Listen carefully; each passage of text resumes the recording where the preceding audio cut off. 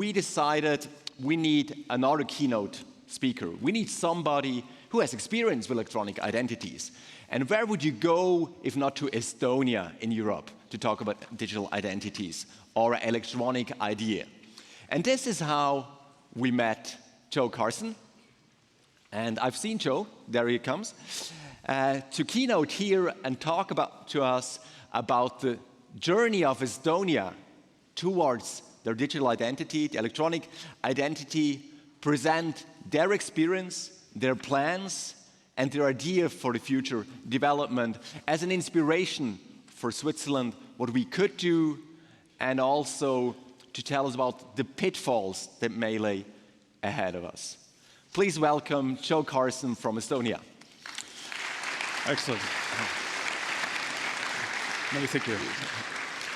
It is a real pleasure to be here, and I'm really excited. I'm a speaker who tends, I travel the world speaking at lots of events, and usually I give hundreds of different presentations, and I've given thousands of sessions. But this is one that this is my favorite topic to talk about, because I've been actually at the core of it. I've been on this journey for so long, and I think it's really important to tell you, how it began and the lessons learned, because not everything goes to plan. Not everything has its successes. There's some failures along the way, some lessons learned, and also how you overcome them. I think it's also important to share with you how you measure success, because success is also important. You have to look at how you're progressing, how you're evolving, and what's the next journey. And also share with you some of basically how we overcome those lessons and where the future holds. So I'm going to take you through a bit of let's say, a history lesson today, and a bit of a journey through digital identities and the success that Estonia has had. A little bit about myself. My name is Carson. Just to let you know, I am not Estonian. I'm actually Irish, but I've been living in Estonia since 2003, and very at the foundation where let's say, the transformation started. But it started well before that. But to get into this session, I want to start with, we've heard a lot of buzzwords in the security industry for the past couple of years. And in this journey, it includes some of those. And one of the biggest buzzwords that we've had, and I'm not going to talk about zero trust, so I'm going to talk about the one that was before zero trust, which is that of blockchain. And actually, this journey involved a significant amount of actually innovation and development using blockchain as the core part of Estonia's digital identity framework. Now, this is something that, of course, blockchain for you, sometimes for the industry, means many different things. We all have our different assumptions and different opinions into what blockchain is. But I want to be clear, it's not a silver bullet. I want to be clear that you understand that blockchain is not going to solve all your cybersecurity problems. So let's move that aside, but let's look at what blockchain and the values that it provides into a digital society and the ingredients for success. So many of you probably assume or probably think that blockchain started not so long ago. Many of you probably think that it actually started with the likes of cryptocurrency and Bitcoin, which is probably the first real use of blockchain itself.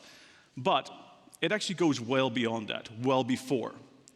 Actually, blockchain itself has its roots that goes back to 1979.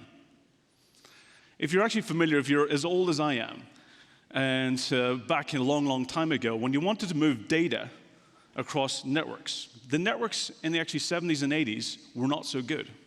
There's lots of noise, lots of failures. So in 1979, actually a person called Ralph Merkle came up with what was known then as the Merkle tree. And this is really where you get into the roots of blockchain, where it actually started. When you wanted to move data from one location to another and make sure that the data was intact when it arrived in its destination, the Merkle tree was actually a method of verifying and making sure that the data accuracy was there. This is known as concatenation of hashes. And this is really clear when you start looking at data integrity, non-repudiation, accuracy. So when I also look at this, when I think back into things like the Merkle tree, and I always like to, for me, to try and get an understanding of things, I like to look at it in the real world. I like to look and compare things of how it would be in the physical world. And when I looked at the Merkle tree and looked at concatenation of hashes and looked at the starting point here, actually, I always kind of compare it to almost like the Bible. The Bible itself is probably one of the first real-world blockchains. It's not to say that the data within it is correct and accurate. That's not what I'm saying. What I'm saying is this was a recorded series of events that was agreed upon, that was documented, and widely distributed. Meaning that if you ever want to change one copy of it, you'd have to change all copies around the world. So I want to leave that, just that kind of piece in your head about the emphasis here of looking at something in the physical, real world and how it compares to the digital world. So let's move into the journey. Let's get into Tallinn, Estonia. So I've been here for quite a long time. And for me, when I actually started my journey, it was actually the same time I was starting my journey in information security. I actually started back in 1991 when I started my career, and that was basically system administration, network administration, working on mainframes, doing digitalization of medical records.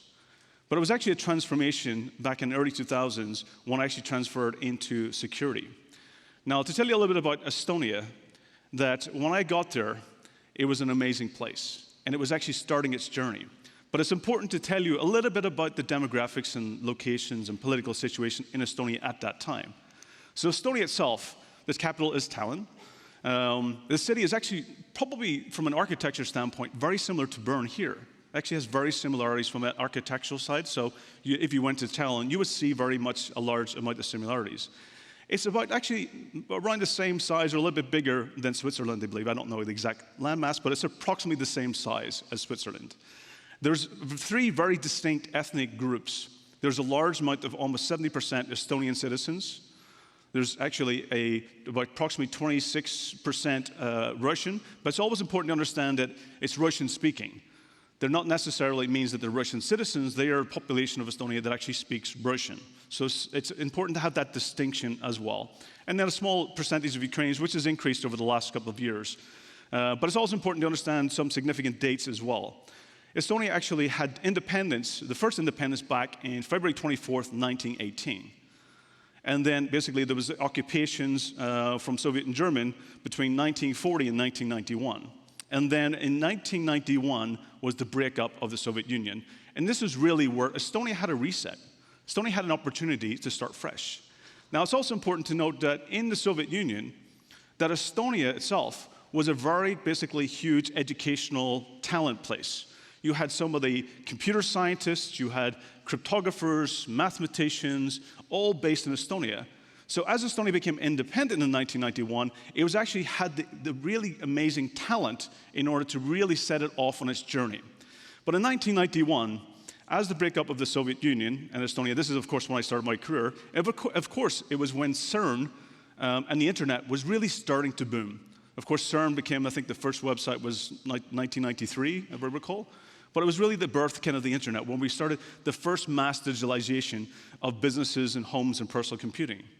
Now in 1991, it's important to note that one of the challenges that the actually newly formed government had in Estonia, and it's really interesting when I talked to some of the historians there, and they actually, how they started the government was they downloaded a 5-page pamphlet from the internet and actually used that as the basis to start the country. Now, one of the challenges was, if you're a country that's been occupied for so many years, and Estonia has been occupied for years and years prior to that, that one of the things was that their history has been changed. If you're in a country that's been occupied, your education's changed, what you're taught, the language, your history, your understanding of the past. So whoever's in power can determine the history and the present. And that's a significant thing that Estonians are very patriotic. They love their heritage, they love their culture. They're very passionate culture and society. So in 1991, as they were basically becoming independent and they're going down the path of their own future, they also wanted to make sure that they went down this paperless opportunity. They decided to go on a paperless path. They wanted to go basically using the internet, doing everything digital. And as they did that, one of the biggest challenges that they found becoming independent was that things like land ownership. Again, when you had an occupying country, they determined who owned what land. So you had a large amount of citizens who had fled Estonia over the years to places like Canada, to US, to Australia, to UK, to Sweden, all started returning. And then it was starting to have all these conflicts over land ownership. So in 1991, one of the biggest problems was authenticity of history. So as Estonia decided to go down this path of a paperless society, What they decided to do was they wanted to make sure their history could never be changed again. Their history could never be modified, never be erased by an occupying country. So at this point in time, they took some of the greatest scientists, mathematicians, and cryptographers, and they sent them off into the forest with a couple of cases of vodka, I believe. I'm not actually quite sure that's accurate, but that's how I've been told. And these scientists went off, and their main job was to find a way to make sure in a digital society, a paperless society, that history could never be erased again. It took them a long time to come out of that forest. Probably, I think about 1997 is when one of the scientists came out, and I think he was given the short straw that we've run out of vodka, you need to go out and get more vodka, but at the same time, go and deliver this report to the government. So in 1997, as scientists and mathematicians and cryptographers do, is they first released this paper into the academic society for validation and verification to get other people's feedback. And in 1998 is when they started actually providing that back to the government. We've actually found a solution to make sure that our history can never be erased again. In 1998, that was the basis of the paper, which actually included Estonia's first introduction of using blockchain. Back then, in the 90s, it wasn't really called blockchain. It was called timestamping. And timestamping, in order to actually look at these critical ingredients, when Estonia decided that to make sure that we could have a future digital society, to make sure that our history can never be erased again, it needed several key ingredients, several important things in order to make that possible. And one of those, which was introduced in March 11th, 1999, which was not an Estonia invention or Estonian idea, it actually came from other countries. They introduced the Estonian ID card. In 1999, this was an ID card. This was actually a Finnish idea, which was introduced in Finland, but actually failed. But Estonia adopted it, and they felt that they actually could improve on it and make it successful. So the ID card itself was an important foundation. It was important stuff to actually determine an identity of a citizen. The next key ingredient to this, which actually was introduced in March 2000, was the ability to have actually a digital signature.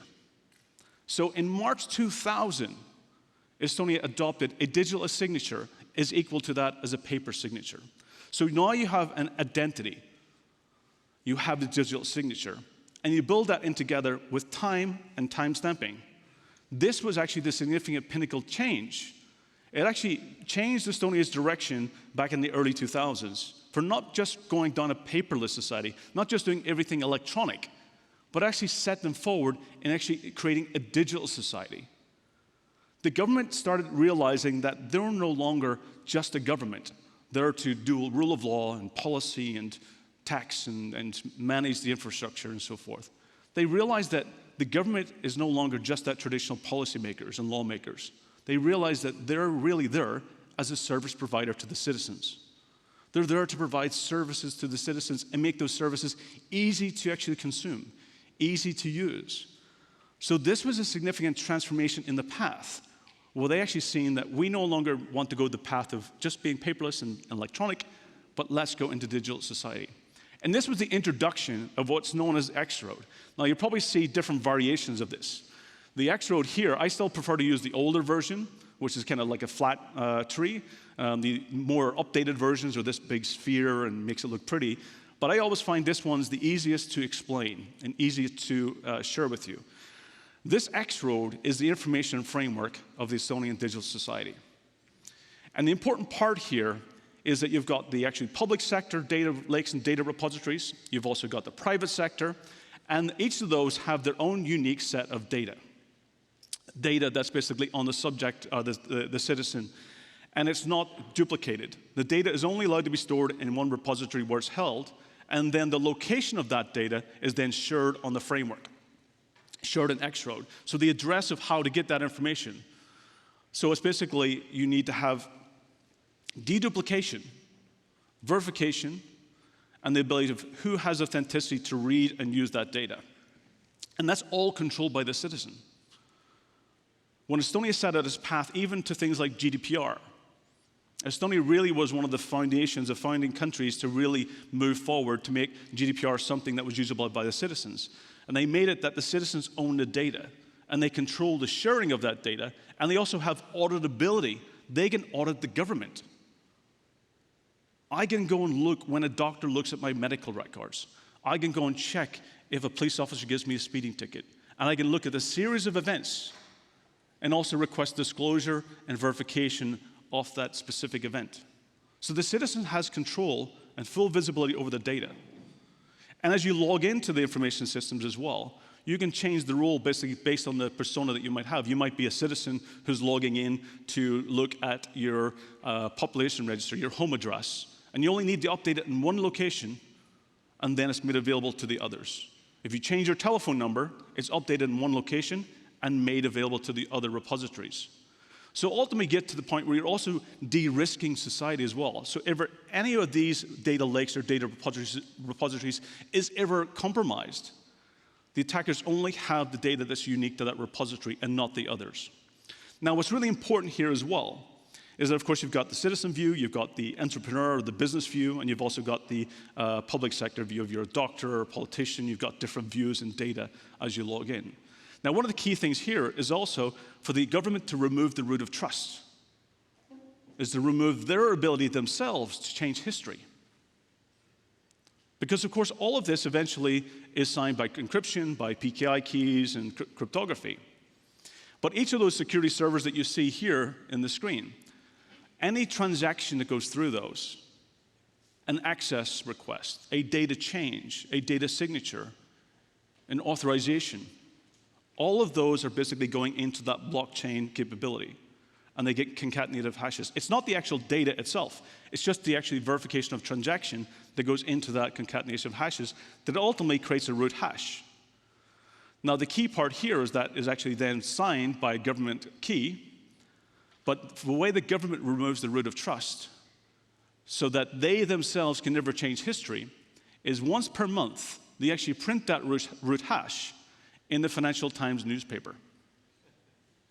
The Financial Times newspaper then gets distributed globally. So if the Estonian government ever wants to change history, they would have to get all of the Financial Times newspapers off that day and destroy them. Now, the mathematical probability of that happening is very, very difficult, and also very unlikely that they would have the ability to do that. So that's how the government removes their ability to change history themselves. And therefore, the citizens themselves can actually provide full auditability of the government into all transactions. I'll give you one example, actually two examples of that happening in society. There was a situation where a police officer decided to give a citizen several speeding tickets. So the police officer, speeding ticket. And this person was like, hold on a minute. When they actually looked at the log, they realized that, why am I getting speeding tickets? Because I wasn't speeding.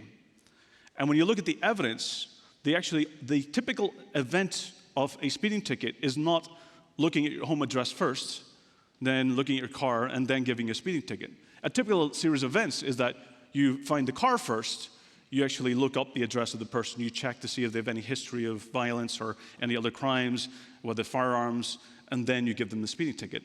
So the typical series of events did not follow that of what you would get in normal day speeding tickets. And ultimately, during the investigation disclosure, it was found that that police officer was actually the person they give speeding tickets was the new boyfriend of their ex-wife. So that means that even if you're in law and you've got some type of power, that your actions can never be erased or changed. You've got full auditability of those in power. Another scenario as well was that a nurse decided to look at a politician's medical records during the middle of an election, and then those medical records were disclosed. But that politician didn't go to see a doctor, didn't go to see a nurse, and didn't have any appointment. But there's non-repudiation into the fact that the nurse looked at the medical records at that time. And of course, basically that was due to disclosure and trying to create some FUD on the politician. But those actions cannot be erased. And that's what's significant. That's what's great about is the transparency. The transparency between the government and the citizen is key to success. So as Estonia started this back in 2002, one of the first systems they actually made available here was the tax system. And they give citizens a choice. You can either go to the tax office and fill in the forms, park your car, queue long days, and spend long hours in queues and half a day out of work and do your tax returns. Or you can come into this system and you can do your tax returns in about 25 minutes. You have the choice of what you want to do. And that's how you get adoption. That's how the Estonian government got the citizens to use this environment, to use this system, because ultimately it was a value to them. It was a front door to the government, not a back door to the citizens' data. And that's some of the key ingredients. So as things progressed, a key significant date was actually in March 2004 when Estonia became part of NATO. And then in May 2004, May 1st, Estonia became part of the EU. This was a significant indication because Estonia, of course, still being a former Soviet-occupied country, that it was an indication to the East, to its old ties with Russia, that we're severing and we're moving to much more Western vision and Western future. Estonia itself as a country is very similar to Finland, very similar to Sweden from a society perspective. So they wanted to become more that direction. They wanted to go the direction where they felt more closer to their society and culture. And this was a significant indication that Estonia is now moving to the West, and they're going to have their future with Western allies and Western trade. So everything was great. Society was fantastic. I was enjoying my life. It was a great life. And then in 2005, Estonia introduced the use of internet voting. And this is actually adoption. It's not what you would typically know as electronic voting. This is internet voting, being able to take out my laptop and actually vote for a politician. Now, what's important here is around probably, I think it's around 25 to 30% of the votes are typically in internet voting in Estonian elections today, which is still a large part of the elections. But it gives diversity. It gives anyone the ability who might be working night jobs, who might be outside the country, who might basically be at home care, that it also gives them the ability to vote and be included in government decisions. It's an inclusive opportunity.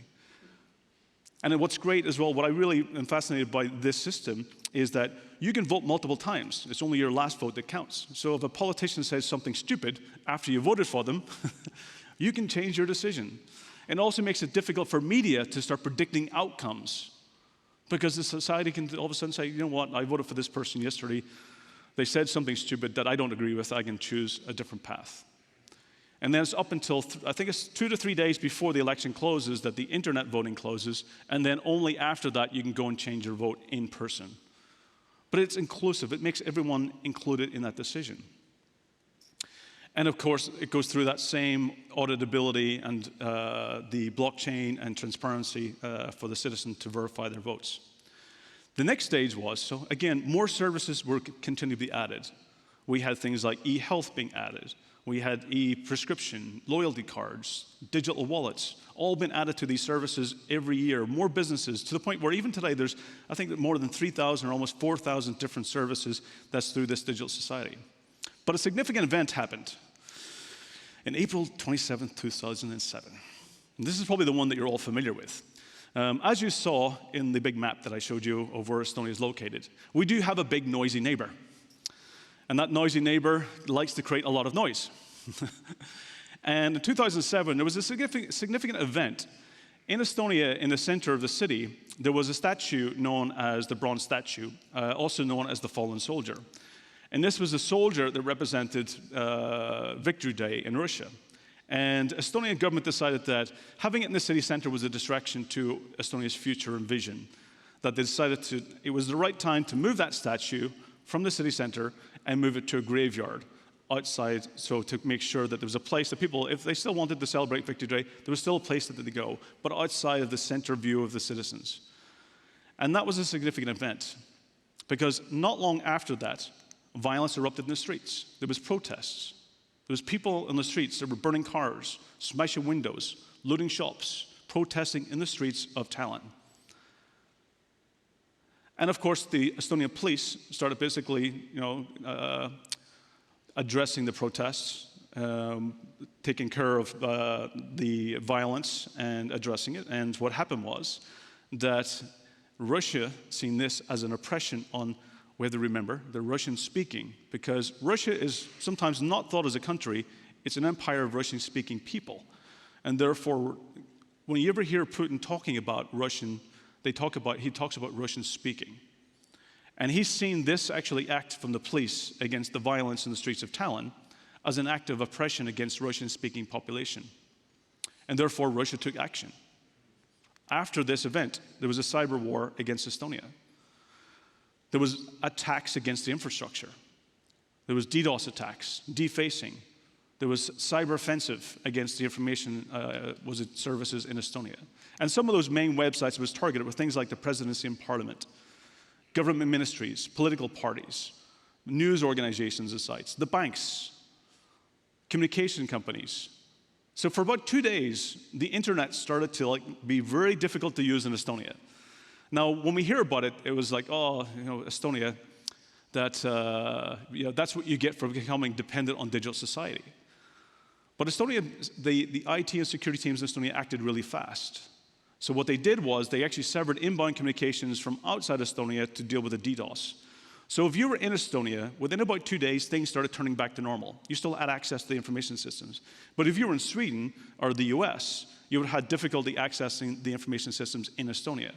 Because at the time, a large portion of the DDoS attacks against Estonia was not coming from Russia. It was actually coming from bots controlled in the US, in the Middle East, and in Asia. So when you're actually having a DDoS attack and a cyber attack, it's not always the actual origin of the country which is initiating them. In many cases, it's actually controlled botnets in other countries. A lot of websites were defaced.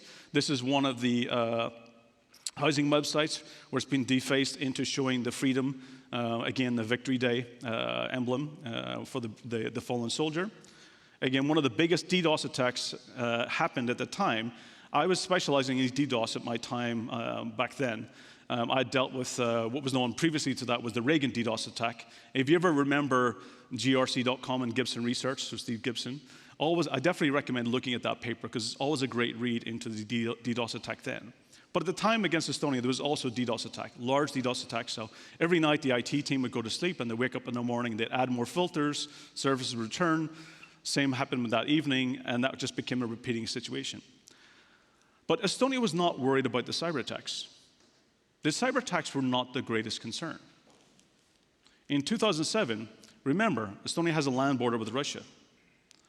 And at the time, they actually started having training military exercises on the border of Estonia.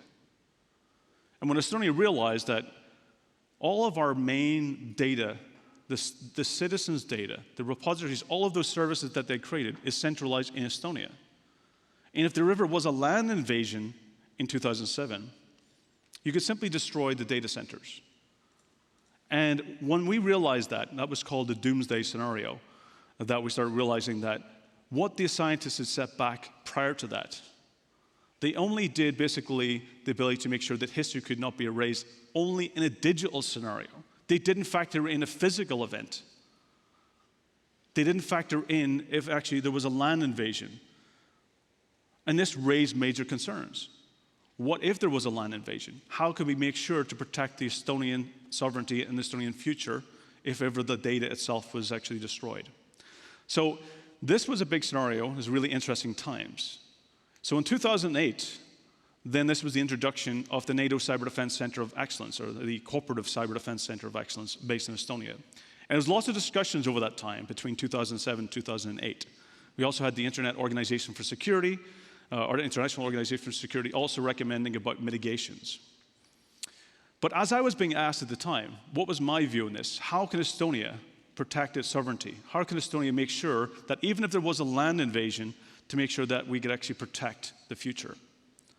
And this gets into where I came and said, well, the best defense against a DDoS attack or a land invasion is to be decentralized, is to not have one location to target. And at the time, Davi Kotka, who was the CIO of the government at the time, then created the idea of a virtual data embassy. We had lots of challenges because when I recommended decentralized, it meant that you had to move the data outside of the land of Estonia to protect its sovereignty. But we couldn't move data outside because of legal laws. You weren't allowed to move it outside the sovereign land of Estonia. So this introduced the virtual data embassy, was the ability to actually move data in Estonia into the embassy locations in other countries. So if there ever was a land invasion, you could still protect the actual data and the society. that digital society would be protected. And this introduced the idea of e-Estonia. This introduced also the idea of e-residency as well. And this is where I always recommend other countries should be looking at this. As we move data around the internet, we always prioritize actually the security and the privacy of it, but we also need to start thinking about the data sovereignty. So ultimately, back at 2015, Estonia was, at the time, it was located in the embassy locations, so the physical embassies of Estonia in different countries. But they realized that in order to become more efficient, more basically disaster recovery and efficiency, they had to move it to real data centers.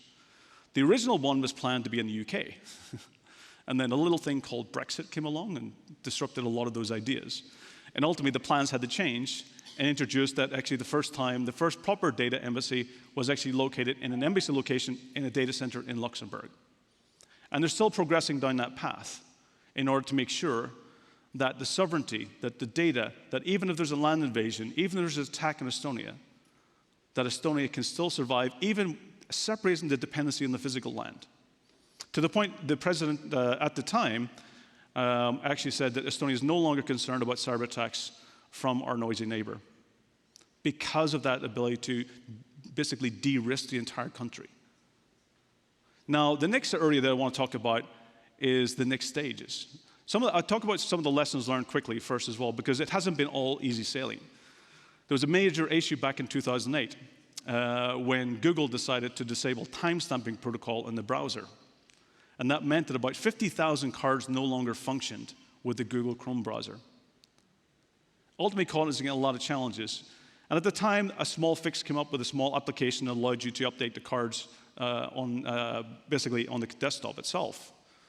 And then a few years later, back in 2015, 2016, Estonia outsourced their identity card and the actually SIM card to Gemalto. And that ended up resulting in a weakness in the encryption key, which exposed about just under 1 million cards, creating another challenge. So there is challenges along the way. And the important thing here is not to turn around and say, let's go back. Let's go back to the old way. Let's find a path forward that works for everybody. Let's maintain that path. Let's look for solutions. And the great thing here is that one of the new ideas that has actually been adopted in the whole digital identity in society is artificial intelligence. Now, I like to think of artificial intelligence more as automation. But an interesting conversation I had with the CIO, Sim Sikkot, a few years ago, was he was telling me about this idea of the Estonian AI bot, which was nicknamed Krat.